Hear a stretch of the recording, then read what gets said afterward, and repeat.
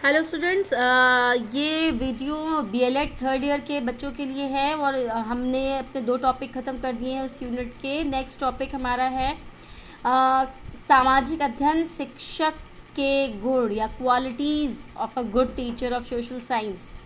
तो वैसे तो हम कहेंगे कि सभी जो भी शिक्षक है उसमें समान लगभग एक जैसी क्वालिटीज़ होती है। शिक्षक हमारा एक वो व्यक्ति है जो न केवल छात्रों के व्यक्तित्व का विकास करता है वरन संपूर्ण राष्ट्र के प्रतिरूप का निर्माता भी है।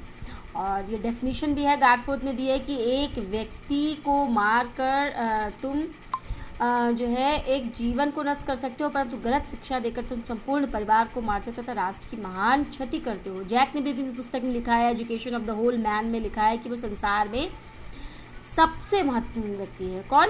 टीचर। तो इस प्रकार हम देखते हैं कि शिक्षक का राष्ट्र के लिए महत्वपूर्ण योगदान है और शिक्षक का कार्य क्या है, उसे उसी व्यक्ति को करना चाहिए जो योग्य भी हो और प्रशिक्षित भी हो, क्योंकि अगर वो प्रशिक्षित है तो कम से कम वो राष्ट्र की कम क्षति करेगा। और शिक्षक का आदर्शवाद में भी आप लोगों ने पढ़ा होगा, एडम्स के बहुत महत्वपूर्ण है। शिक्षक जीवन के लक्ष्यों को प्राप्त कराता है तथा शाश्वत सत्यों का ज्ञान कराता है। तो शिक्षक के लिए, और ये भी कहा गया, प्रकृतिवादियों ने कहा है कि जो है प्रकृतिवादी तो जंगली गुलाब से संतुष्ट, आदर्शवादियों ने कहा है कि प्रकृतिवादी जंगली गुलाब से संतुष्ट होते हैं, परंतु आदर्शवादियों को क्या चाहिए? सुंदर सुविकसित गुलाब की इच्छा रखते हैं। यानी कि आदर्शवादी शिक्षा है वो सबसे महत्वपूर्ण शिक्षक की जो एक रूप है उसको प्रदर्शित करती है। तो यहाँ पर यह अर्थशास्त्र लिखा है कि सामाजिक अध्ययन शिक्षा में लगभग एक ही तरह के गुण होते हैं। शिक्षक में किस तरह गुण होने चाहिए, तो आप ये देखिए सामाजिक विषय के शिक्षक के गुण क्या होने चाहिए। तो वैसे तो अपने उद्देश्यों का ज्ञान, सामाजिक विषय शिक्षण में जो शिक्षार्थी को जो ज्ञान देना है उसका महत्वपूर्ण जो उसके क्या उद्देश्य हैं उस शिक्षण के, उसका ज्ञान पूरी तरह से शिक्षक को होना चाहिए कि वो क्या पढ़ाने जा रहा है। सामाजिक विषय में 4 विषयों का सम्मिश्रण है, history, geography, civics and economics. तो जिस भी पार्ट को पढ़ाने जा रहा है उससे, मान लो वो भूगोल को पढ़ाने जा रहा है तो उसे पता होना चाहिए कि वो भूगोल में आज जिस टॉपिक को पढ़ाने जा रहा है उसका उद्देश्य क्या है, वो क्या बच्चों को क्या ज्ञान देगा, क्योंकि उद्देश्यों के बिना तो पथविहीन हो जाती है ना शिक्षा। तो अत्यंत आवश्यक है कि पाठ्यक्रम, अगर उद्देश्य नहीं है तो पाठ्यक्रम मूल्यांकन भी हम नहीं कर पाएंगे। फिर विषय के प्रति प्रेम व पूर्ण नवीनतम ज्ञान, ये भी बहुत आवश्यक है। अब सामाजिक विषय एक ऐसा विषय है जिसमें 4 विषयों का सम्मिश्रण है और चारों विषय एक दूसरे से इंटीग्रेटेड हैं, जुड़े हुए हैं आपस में। तो चारों विषय की जानकारी भाई होनी चाहिए शिक्षक को, ठीक है। अगर इकोनॉमिक्स वाला है तो उसे आर्थिक व्यवस्था, अगर इकोनॉमिक्स का कोई टॉपिक पढ़ाने जा रहा है तो उसे अर्थव्यवस्था की जानकारी होनी चाहिए, आर्थिक विकास कैसा है वर्तमान समय में, जीडीपी कैसी है। अगर भूगोल विषय आज वो पढ़ा रहा है तो जो भी प्राचीन तथ्य हैं उनसे हटकर, भाई पहले ईश्वर माना जाता था चंद्रमा को, वर्तमान में जो है चंद्रमा पर मनुष्य उतर गया है, ठीक है। तो ये सारे ज्ञान उसको पूरी तरह से नवीन ज्ञान होना चाहिए कि भूगोल के क्षेत्र में क्या नवीन उन्नति हुई है, हिस्ट्री में कौन सी नई खुदाई हुई या क्या ऐसी चीज़ें मिली क्या, तो नवीनतम ज्ञान होना चाहिए। फिर निरीक्षण शक्ति की योग्यता होनी चाहिए। भूगोल शिक्षा का ज्ञान कक्षा में बैठकर नहीं हो सकता। अगर हम भूगोल शिक्षण कर रहे हैं तो कक्षा में बैठकर नहीं हो सकता है ज्ञान, बल्कि भौगोलिक वातावरण में ले जाएं, स्वनिरीक्षण करें अनुभव के आधार पर। तो शिक्षक के नेतृत्व में भूगोल का व्यवहारिक ज्ञान मिलना आवश्यक है।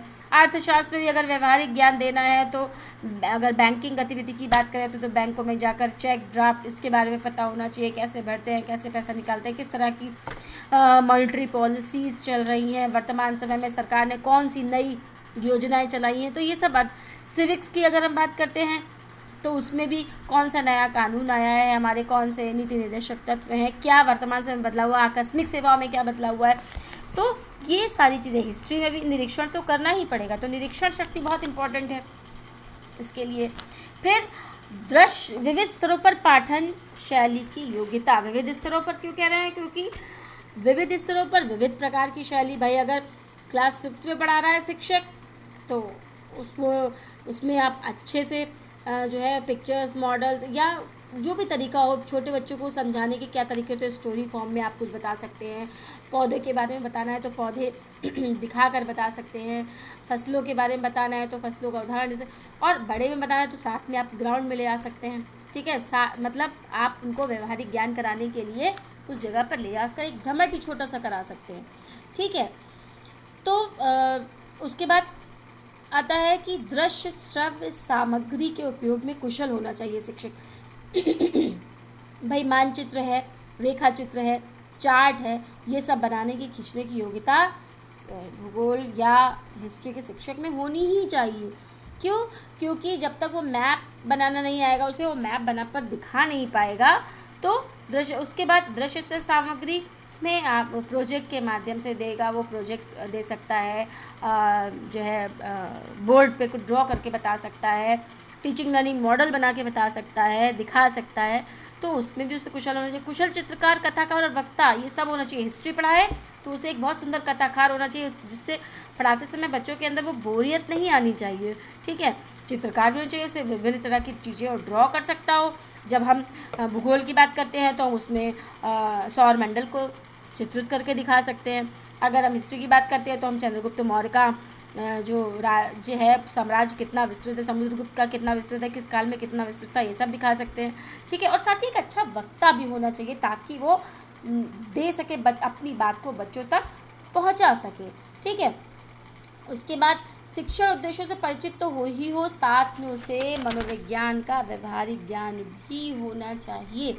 क्योंकि अगर वो मना स्थिति को समझकर, मनोविज्ञान को समझकर, उसके मैक्सिम्स के आधार पर उसके सूत्रों, शिक्षण सूत्रों का प्रयोग करते हुए आगे बढ़ेगा तो वो अपने ज्ञान को शिक्षकों, बच्चों को देने में सक्षम होगा। तो वैसे कई सारे गुण, अपेक्षित गुण होते हैं। इन हेडिंग्स को लिख के आप अपने क्वेश्चंस को जो है वो विस्तार दे सकते हैं। ठीक है, ये हमने कुछ पॉइंट्स लिखे हुए हैं जिसमें व्यवहारिक ज्ञान भी होना चाहिए, उसका चरित्र कैसा होना चाहिए, प्रयाण होना चाहिए, आर्थिक समस्या, अगर इकोनॉमिक्स का तो आर्थिक समस्या हो ज्ञान, क्योंकि इसमें कुछ इकोनॉमिक्स के नोट से रिलेटेड है तो इसलिए इसमें अर्थशास्त्र का ज़्यादा प्रयोग है। ठीक है, प्रशिक्षित होना चाहिए शिक्षक को। साथ ही प्रशिक्षित क्यों होना चाहिए? क्योंकि जब वो प्रशिक्षित होगा तो उसे पता होगा कि कैसे क्रमबद्धता पूर्वक हमें पढ़ाना है, पहले क्या पढ़ाना है, फिर क्या पढ़ाना है। सहानुभूति और उदारता भी होनी चाहिए। ठीक है, नियंत्रण शक्ति होनी चाहिए, क्योंकि शिक्षक के अंदर ये 3 आयाम होने ही चाहिए, दंड, व्यक्तित्व एवं ज्ञान।